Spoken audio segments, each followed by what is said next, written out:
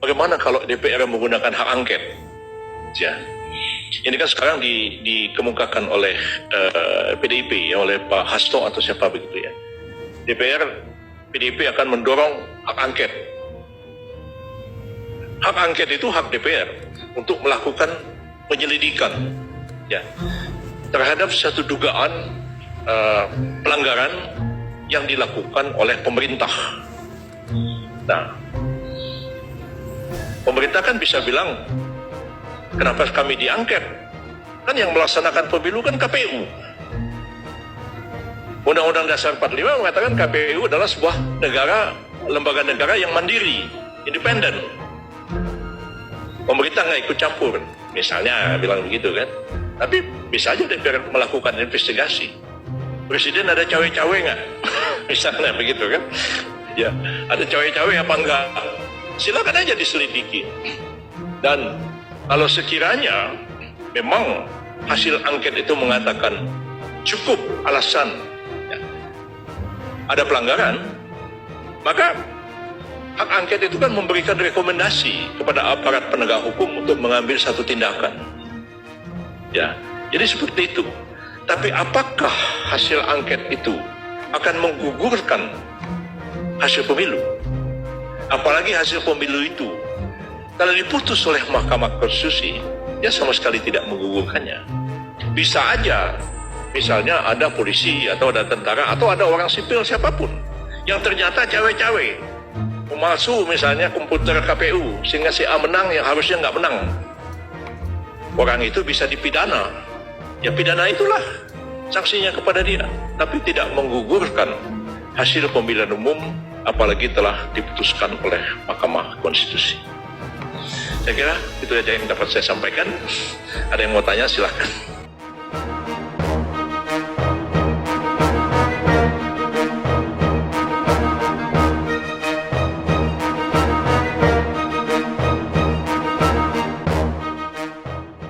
Dewan Pengarah Tim Kampanye Nasional atau TKN Prabowo Subianto dan Gibran Rakabuming Raka sekaligus pakar hukum tata negara Yusril Iza Mahendra mengatakan pihak yang kalah di Pilpres seharusnya mencari penyelesaian ke Mahkamah Konstitusi atau MK, bukan dengan menggunakan hak angket DPR.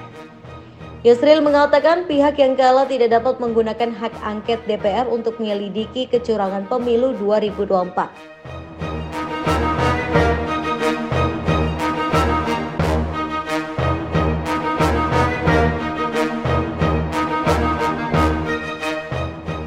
Yusril mengatakan berdasarkan pasal 24C Undang-Undang Dasar NRI 1945, salah satu kewenangan MK yakni mengadili perselisihan hasil pemilu, dalam hal ini Pilpres, pada tingkat pertama dan terakhir yang putusannya final dan mengikat.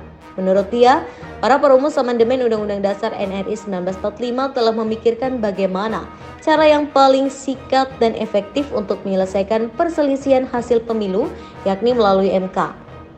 Hal ini dimaksudkan agar perselisihan itu segera berakhir dan diselesaikan melalui badan peradilan sehingga tidak menimbulkan kekosongan kekuasaan jika pelantikan presiden baru tertunda karena perselisihan yang terus berlanjut.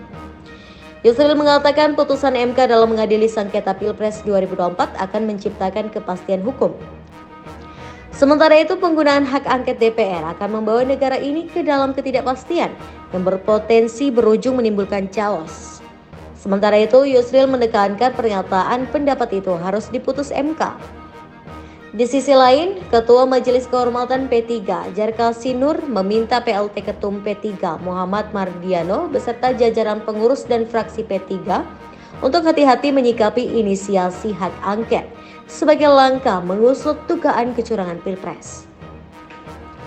Jarkalsi mengatakan langkah tersebut harus disikapi dengan teliti.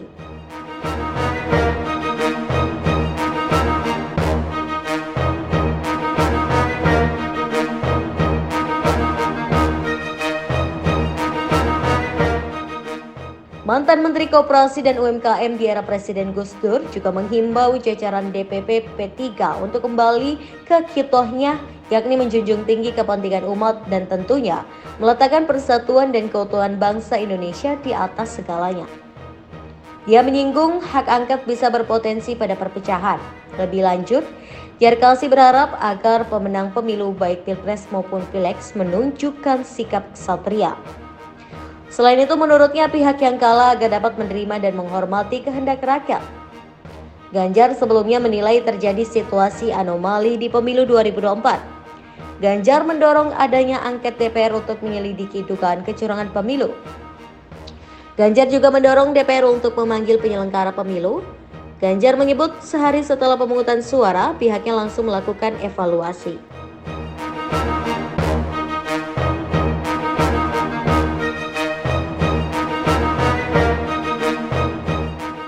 Melihat, membuktikan, mengetahui hak angket paling bagus karena kita menyelidiki. Itulah yang kemudian saya usulkan waktu itu. Di bawahnya interpelasi. Minimum sebenarnya Komisi 2 memanggil penyelenggara pemilu apa yang terjadi. IT-nya lah, kejadian setiap TPS kok melebihi 300, ini kan anomali. Masa kayak gini diam aja? Enggak lah. Mestinya DPR segera ambil sikap ini, undang penyelenggara pemilu, undang para pakar, undang masyarakat, sehingga mereka akan bisa menyampaikan. Ya, kalau angket kan pasti ada proses politik, ya. Kalau kita lihat komposisi suaranya, kira-kira yang setuju siapa, yang tidak siapa, matematika politiknya kelihatan. Tapi prosesnya pasti tidak gampang. Maka saya bilang, udahlah paling kecil aja, raker.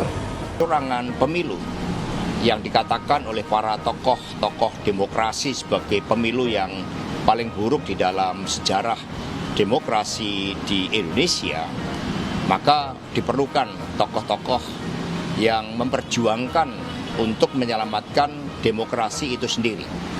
Sehingga dengan arahan para ketua umum partai dan juga dipimpin langsung oleh Pak Ganjar dan Prof. Mahfud, maka tim khusus ini leading sektornya itu adalah tim hukum yang di bawah koordinasi Pak Todung Mulya Lubis dan Pak Henry Yoso.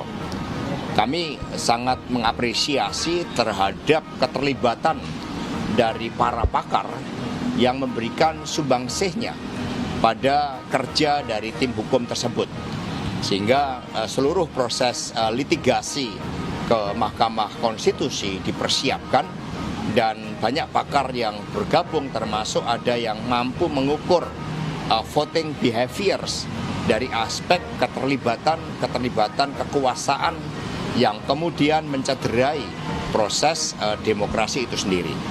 Tetapi fokus utama dari tim Pak Ganjar Prof. Mahfud itu adalah mengawal proses rekapitulasi secara berjenjang dari bawah yang saat ini terus-menerus dilakukan, termasuk juga Ganjar, Pak Anies sudah sepakat untuk mengajukan hak angket beserta dan partai-partai pendukungnya. Ya kita lihat saja di parlemen proses politiknya. Soal hak angket itu Bang, kalau dari fraksi PDI sendiri gimana sih Bang?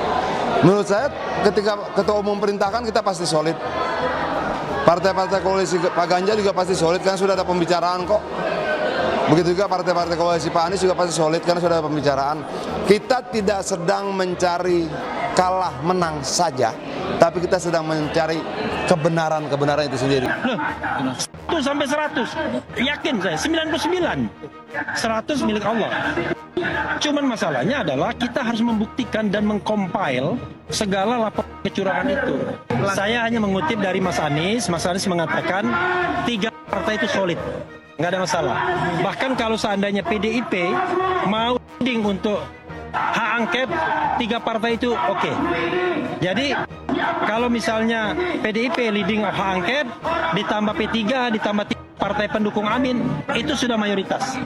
300 kalau nggak salah. Ini menarik, angket ini bagus. Daripada kita ke MK, ada pamannya. Lebih baik kita ke angket, cantik, ya kan? Angket itu ada pengalaman kok, indah kerjanya, panjang waktunya, dan kemampuan. Itu biasa kalau di DPR banyak kelebihan nih bab itu, ya. Jadi gitu, jadi cukup kuat sekali. Tinggal kita tunggu lokomotifnya, ya. Bangsa ini lagi butuh suasana aura keberanian untuk membenahi situasi yang ada saat ini. Tidak perlu dukungan saya, mendukung juga nggak ada gunanya kalau DPR enggak. Karena hak angket itu bukan urusan paslon ya, itu urusan partai. Apakah partai itu menggertak apa enggak, saya enggak tahu dan tidak ingin tahu juga. Maka saya enggak ikut-ikut bicara urusan partai. Berarti tidak berkoordinasi dengan paslon ya? Enggak ada keharusan. Paslon itu kan di luar partai. Ya, urusannya paslon itu pilpresnya. Kalau politiknya itu kan partai. Partai itu ya DPR. DPR itu nanti kan partai-partai yang akan. Saya tidak akan berkomentar lah soal hak angket, hak interpelasi itu urusan partai-partai. Mau apa enggak? Kalau enggak mau juga saya tidak punya kepentingan untuk berbicara itu. Saya hanya paslon aja mengantarkan, kalau paslon itu sampai ada ketokan terakhir dari KPU. Ini yang sah. Udah. Tapi secara pribadi mendukung hak angket itu nggak, Prof? Hah? Secara pribadi mendukung hak angket. Nggak perlu dukungan saya. Mendukung juga nggak ada gunanya kalau DPR nggak.